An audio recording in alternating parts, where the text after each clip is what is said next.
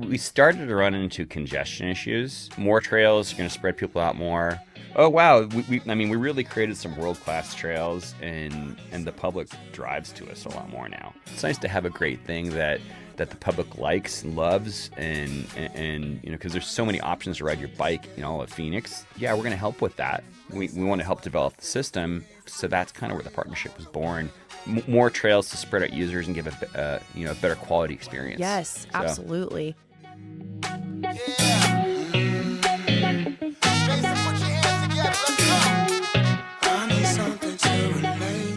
Hey y'all, welcome back to City Limitless, where we explore Mesa and beyond its city boundaries. I'm your host, Ashley, and I'm really excited because we're kind of tapping into some Mesa adventure, which maybe not a lot of people know about, but we are home to many adventure sports here, one of them being mountain biking, and I'm sitting down with Sean Stenmark. Stenmark, yes, you got it. Sean Stenmark of Hawesaholics. Welcome.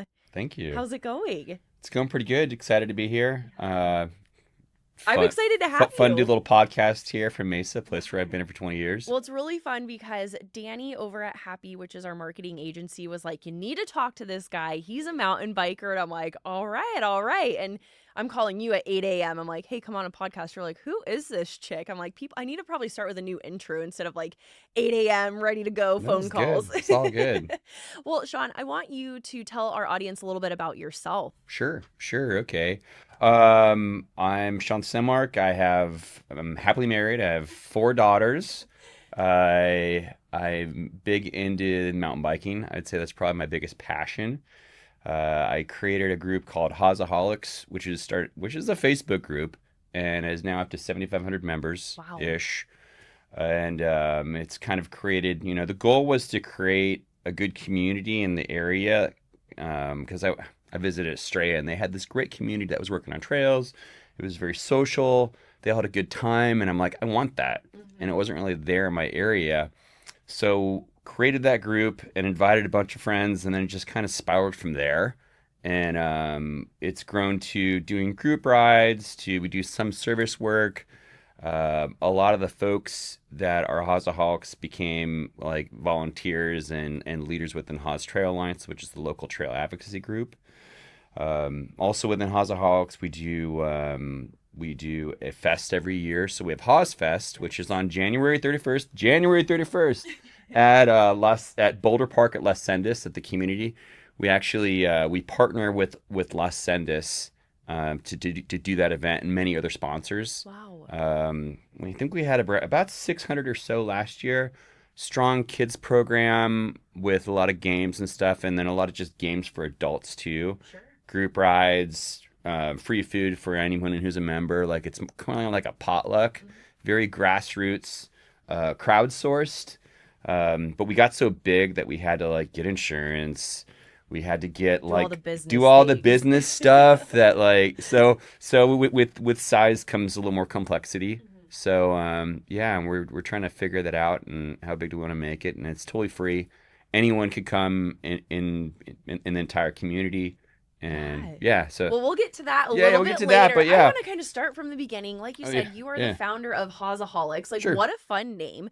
Tell me about this trail system, because if not a lot of people know about it, how did you discover this? Well, so I lived in Las Sendas, and a friend of mine said, hey, let's go mountain biking. And I was like, oh, sure, all right. And lo and behold, there was trails literally like in your backyard. In my backyard, like a half mile from where I lived. So I quickly got hooked, and beautiful views of the Sonoran Desert, great trails, and then I started going 2, 3 times, 4 times a week. Did a little racing, organized group rides, because I'm a group person. Yeah. Like I don't really do much. You run in a pack, it sounds like. I don't do much alone. All right, I don't do much alone. And so just through my activities there, Hawesaholics kind of, sparked up. Mm-hmm.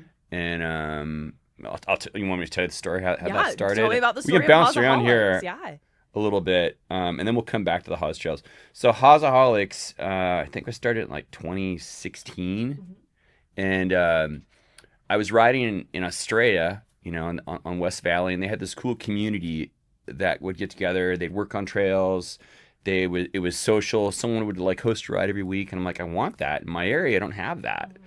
So created HawesAholics. I thought it was a cool name. We're Yeah. addicted to this Hawes area, these trails, and it's kind of catchy. And then created a logo, shirts, all that stuff, and it just quickly grew. It's now 7,500 members on Facebook. A lot of people just lurk, but it still gets the word out, you know? Calling out the lurkers. Yeah, I know. I mean, No I'm always shame, like, I come love on, it. come on, let's go out, like host a group ride, It's intimidating. show up. It's intimidating. Yeah, if it you've is. never rode a bike on dirt, and I can totally speak from experience on the Hawes Trail, that was the scariest thing I've ever done. And I've been up on mountaintops, I've been on cliff sides. Getting on a bike on dirt is the scariest thing I've ever done. I won't tell you about how many times I've fell on a Sure. cactus and was like, all right, I'm done with this. But it's intimidating. It can be, no. You know? No doubt, no doubt. And that's why we have like groups of people of all like abilities. We got trails of all ability there. That's one really cool thing about the Hawes Trail system. Well, let's pivot there a little bit. Yeah. We just bounce everywhere. That's okay. We're all over the place. So Hawes Trail it started all with like a fiber optic road on the towers at the top of the mountain above there from Las Sendas. And then folks started kind of, branching off and creating trails. Might have been legal, might have not been legal. I don't remember. I know that Forest Service was involved at some level. But about 1989 is when people started developing trails there. And, when I started riding, we probably had maybe 25, 30 miles of trail-ish. Wow. Maybe that. Could be wrong. We're now up to, I think, like 65 miles. Oh my gosh. So there's just like, there was the social trails that were created by people that just wanted more. And so Hawes Trail Alliance came in, there was a need because Forest Service was finding that there was a lot of rogue trails being created. There wasn't a whole lot of maintenance that was being done to the trails that were there, and they didn't have the staff to do it. So Hawes Trail Alliance popped up. 3 guys, Grant, Mike, and Tommy. We call them three amigos. They kind of started the board and started working with Tano and the public, and said, "Hey, let's control this. Let's try to grow it too. Let's try to adopt all these social trails and then add more." Yeah. So about, this is maybe 7 years ago, maybe. It was pretty soon after HawesAholics started, because then all of a sudden they came and we had this network to kind of plug in the community. So it was almost like, fuel for this organization to get things done. We showed up for a Forest Service meeting, and I created an event. All of a sudden we had 60 people there, and they're like, "Whoa, what's going on here?" And so anyways, Hawes Trail Alliance we did submit a master plan. It got approved maybe 6-ish years ago. And we built, we adopted 20-ish miles of trail, and then we built about 20-ish miles of new trail. And now it's like, from those efforts, the Hawes Trail system has become a destination. Yes. Right? Yes. So we started getting a lot of the influencers and the YouTubers kind of coming, because we created some really unique trails, some really high-end trails that are super challenging. Along with everything. We didn't just build the top trails. We built very easy basic trails for kids, you name it. But it started to become a destination. It started getting in the media. We started running people that say, I want to move to this area. I'm buying my house because of the trail system. Yeah. People would rent out their Airbnbs there because they want to bike all the time. That's so talk about like Visit Mesa and the tourism. Yep. It's a huge draw for the area. Yeah. Well, and the weather permits riding, I would say, almost year-round. Yeah. You know what I mean? If you can do the scorching hot weather, and then if you can do the nicer weather in the wintertime, we are a mountain biking destination that you guys have now really built into the Hawes Trail system. Right. But I wanted to take it back a little bit. Sure, go ahead. You did mention you are the director of maintenance for the Hawes Trail Alliance. What does that look like? Because like you just said, when you started, there was a little over 20 miles. You're like, oh gosh, I can do that in an hour or two, right? Maybe that's optimistic. I don't know. But now you've expanded to upwards of over 60 miles. how did you determine that was a need, and how did you guys go about doing that? Expanding. Mm-hmm. Well, we started to run into congestion issues. And so people, more trails are going to spread people out more. Uh, so when we did that, we just kind of, I think, grabbed more people, Yeah. like, oh, wow. I mean, we really created some world-class trails, and the public drives to us a lot more now, which is definitely, it's nice, it's nice to have a great thing that the public likes and loves, and because there's so many options to ride your bike in all of Phoenix. We're really blessed in just our valley.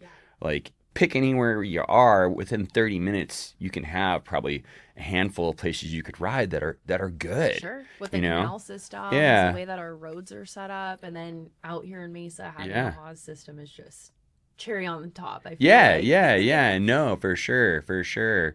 So, from a development standpoint, we basically sent people out and said, "Hey, try to figure out routes." Interesting. And folks, GPSed routes, and then we submitted a plan.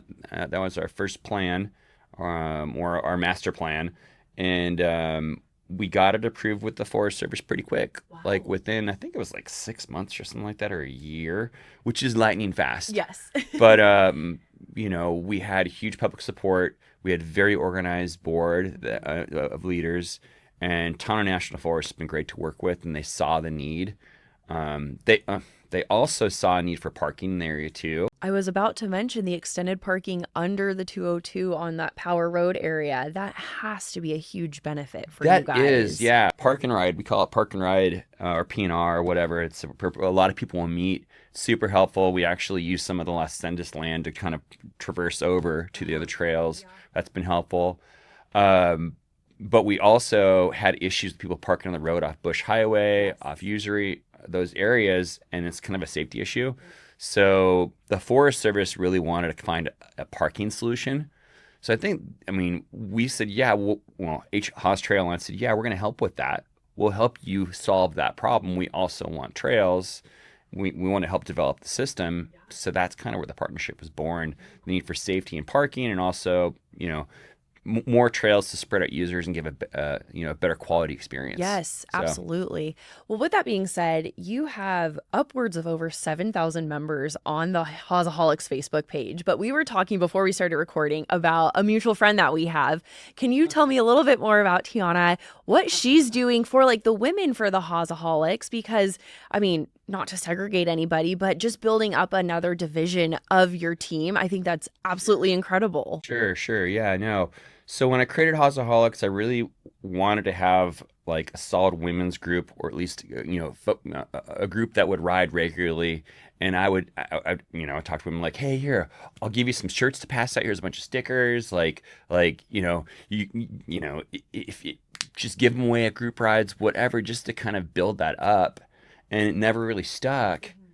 And, or someone would go and they'd take them on a ride, like, okay, everybody go. And they'd just crush them and take them in the wrong places. You're like, oh my God. That's not the way to do it. Literally, Robin, who's another one of our key leaders in Hawesaholics Babes Ride On, or H-Bro, with Tiana, she went to one of them and just got destroyed. And I found her later. I was like, where's Bridget? Anyways.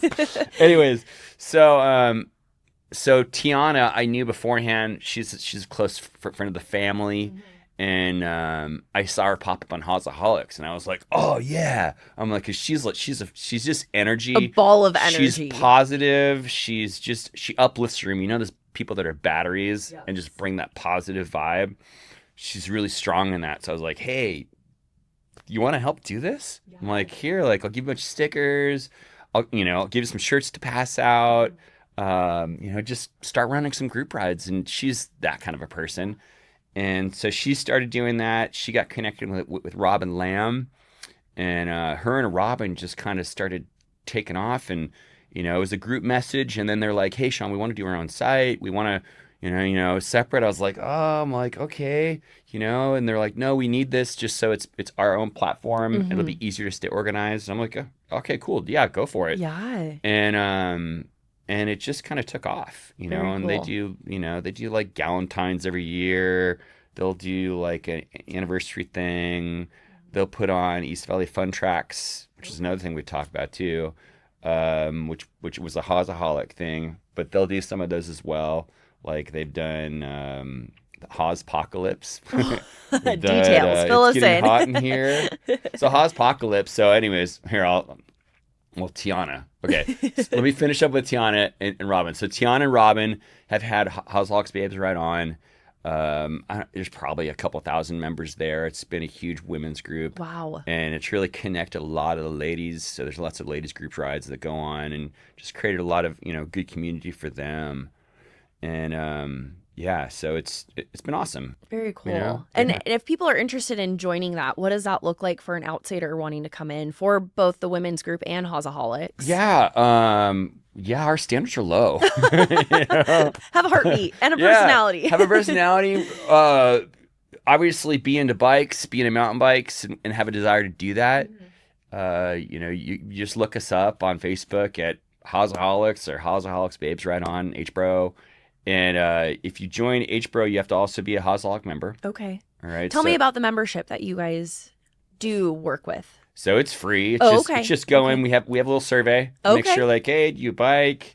Can you help out the organization? What value can you bring? Will you follow the rules? Sure. Because we try to keep a very positive environment, a very pay it forward environment where a lot of people give bikes away, give parts away. We have a quarterly award called the Hawesome. Oh my gosh. Yeah. So the Hawesome is an award that was a broken corporate award that I had that we broke in Rocky Point in an accident like a long time ago. So I kind of just jammed some bike parts on it and I created the Hawesome, which we give out every quarter. And it's a merit-based award where people nominate other people to receive it. Folks that did something good, had a great effort, helped out the community, just did the goodness, right? Yeah.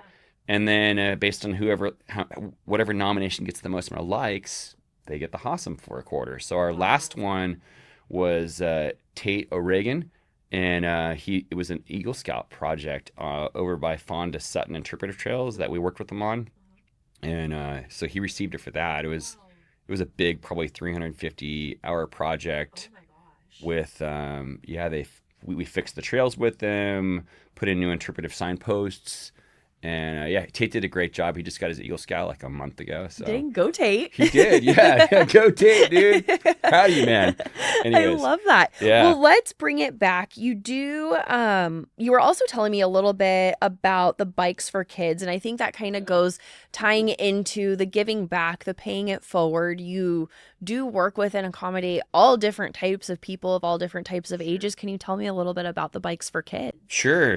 So Bikes for Kids is a not-for-profit local in East Valley. It's officially also called FE Racing because it started in remembrance of a guy named Fast Eddie that passed away on his bike probably about 4 or 5 years ago. I recall hearing something. Yeah. Anyways, so his boys, like Rob Sweeter, Eric Cruz, Jim Stockton, many others created this not-for-profit, and they're like, hey, we want to give away bikes to kids and help people out. So, anyways, I met it with them because I was hosting a food bank thing with other cyclist groups, and I invited those guys, and like, hey, let's do the showdown, which was a race that got abandoned. It's a race at Usury that we just did 2 weeks ago, and I was thinking about doing it with Hawesaholics, but he's like, hey, we'd like to do it. We were involved with it before.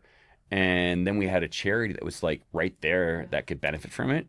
And so anyways, we've been doing the showdown for the last 3 years together with this group.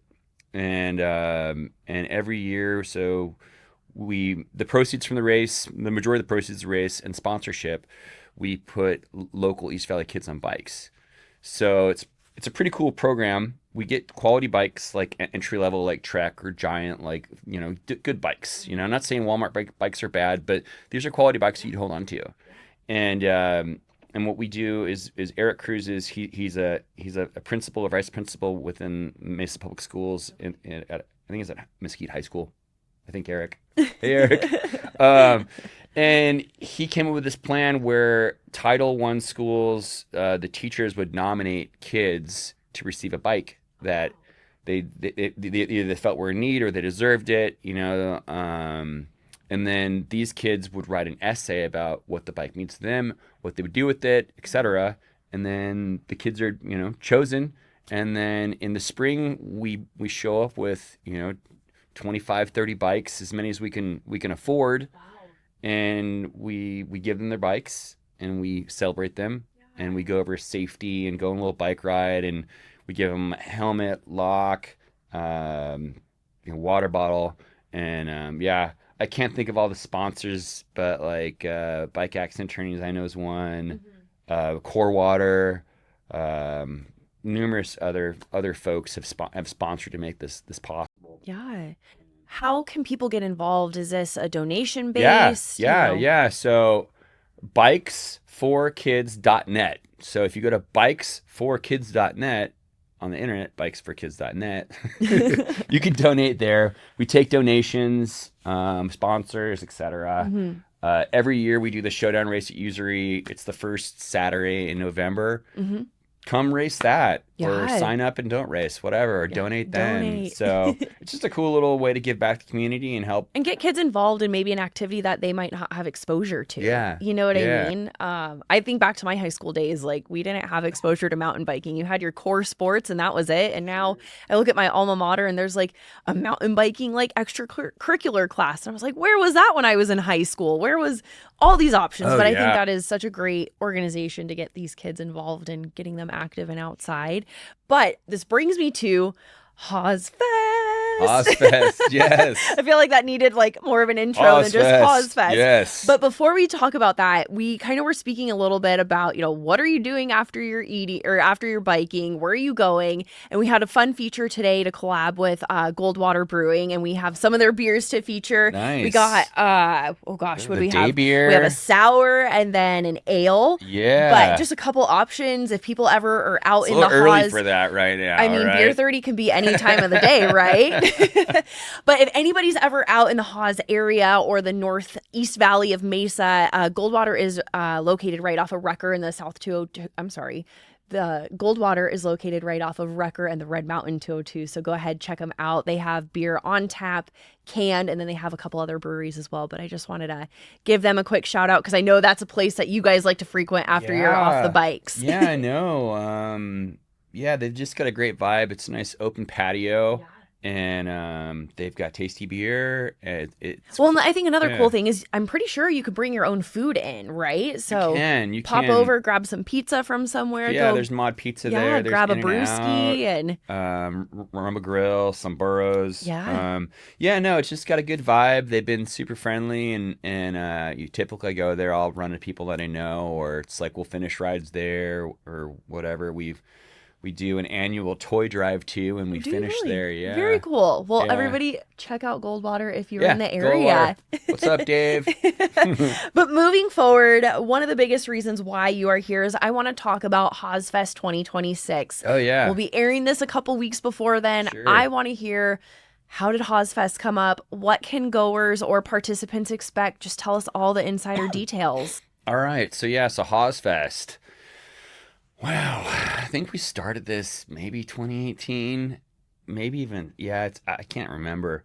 The first one was like, hey guys, let's just go to the park and have some hot dogs and ride bikes and do some bike games or whatever.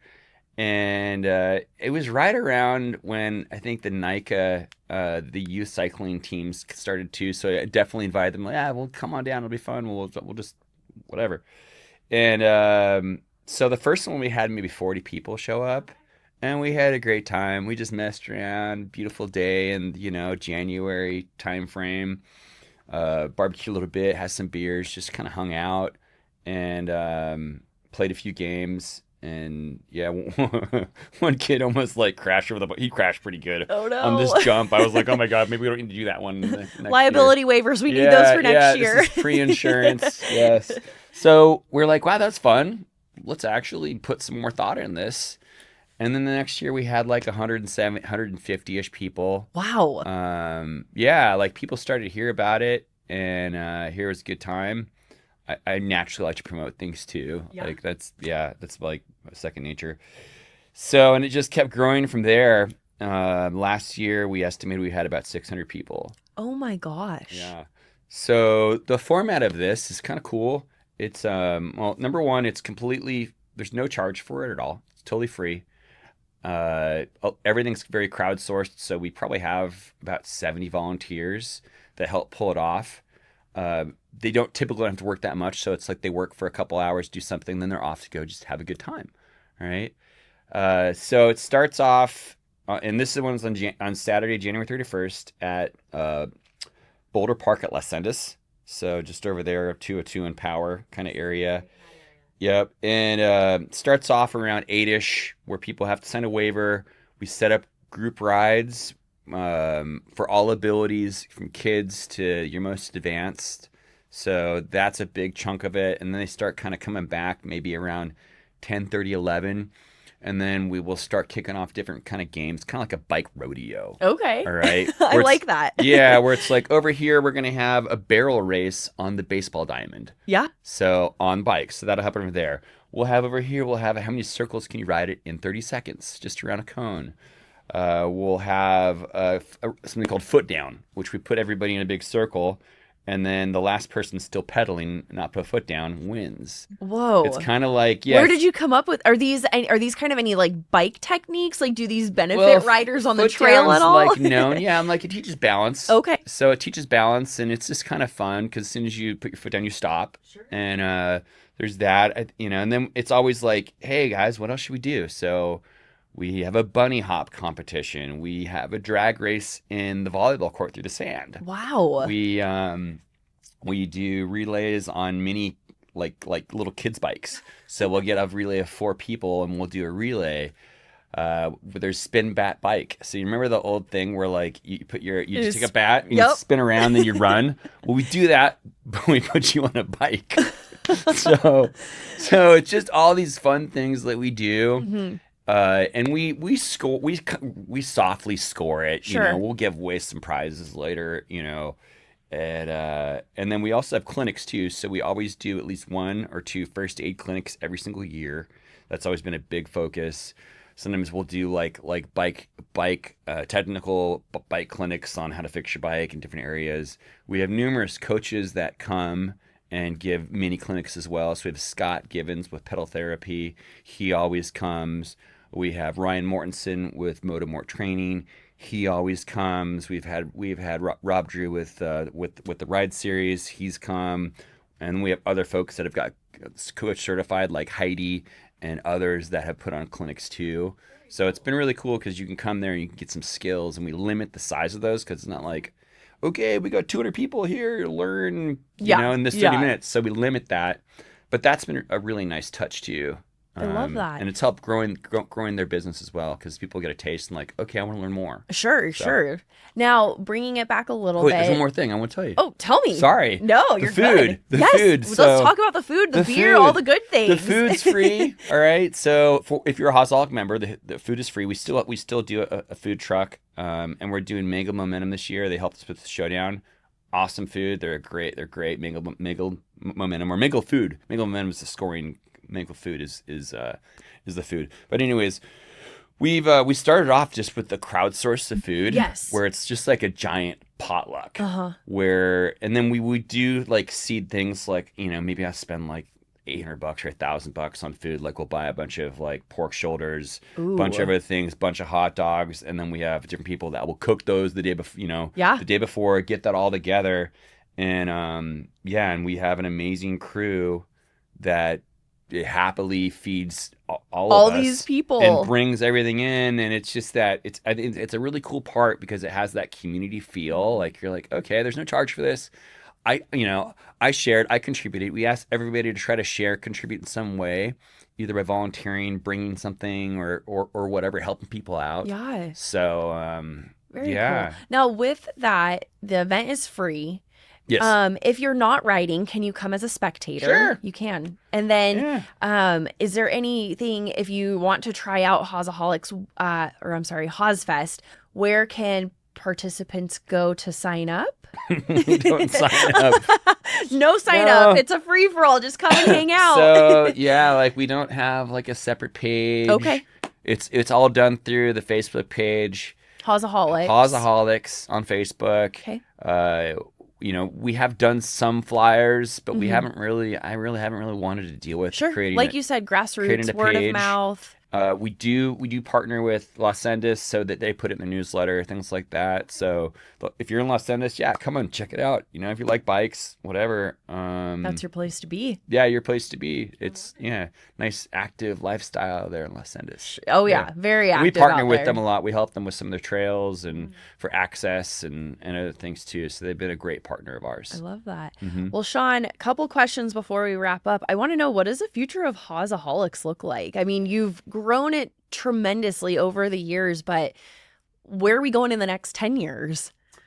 I don't know. Like I've kind of branched into more things. Like before I was all about Hawesaholics. Now I'm a board member and director of maintenance Hawes Trail Alliance, and I'm routing future trails, trying to figure all that out. I've got the FE racing thing that I'm doing for that race. And I got a busy job and a family, so I'm like, what's next? And I'd asked myself that a lot before. So I would say that that we would continue to like to have a positive environment. That's a paid for environment. There people support each other and have a good attitude. I want to continue to see us hold group rides. I'd love to see more of that. It's hard to get people to get on board with that because it's like, oh, I got to organize that. I got to pick a date. It's a commitment, yeah. I'd like to see us. I should probably maybe think about more service work because we were doing like a food bank at least a couple times a year, like Feed My Starving Children, or Midwest Food Bank. Both great organizations, by the way, and local here in the East Valley. So I mean I see Hawesaholics supporting future development of the Hawes Trail system with Hawes Trail Alliance. So when we get new projects coming, I see us really kind of supporting that. And so I think that's I love it. Who knows? It's up in the air. Yeah, anything, right. Anything and everything. Yeah, whatever good vibes come, you're taking them. Yeah, I'd love to see more people kind of do more. I'm always trying to find that next person, the next to step Tiana, up. Yeah, exactly. Or that next Robin or Jason Lamb or all these other folks like Justin Tunstall, who's done a bunch of group rides, Patrick White, who does a bunch of rides in South Mountain. There's so many good people that help make that organization happen and create the vibe there. So I want more of those people. I love it. Well, before we wrap, I always ask my guests a top 3 in Mesa, and what pairs better with adventure than beer? So I need to know. Oh, don't tell me that was so cheesy, right? No, you're good. You're good. I need to know top 3 breweries in Mesa. Go. Okay, top 3 breweries. Goldwater's a wonderful establishment. I go there regularly. Huge fan of 12 West. They were actually the beer provider for the showdown. Those guys are great. Great location. They're downtown. I've always been a huge fan of Beer Research Institute. Really tasty beer. Kind of a punk rock vibe they kind of give off, and they got their arcade here on Main Street. So, yeah, those would be my top 3. But there are many other fine breweries here that we appreciate. Well, thank you so much, Sean, for coming out, hanging out with us today. Don't forget to check out HawesFest. This is January 31st, 2026. You could check them out on Hawesaholics on Facebook, and we hope to see you again. And we're excited to see what all the Hawes Trail System Alliance will do for future mountain bikers. Right on. All right. Thanks for your time, Ashley. Thank you. All right, guys, that is a wrap on season 3. We hope you've had fun. Don't forget to check us out on YouTube and anywhere else that you get your podcast. Don't forget to like, comment, and subscribe, and we'll see you in season 4. Bye. I need somewhere to escape to.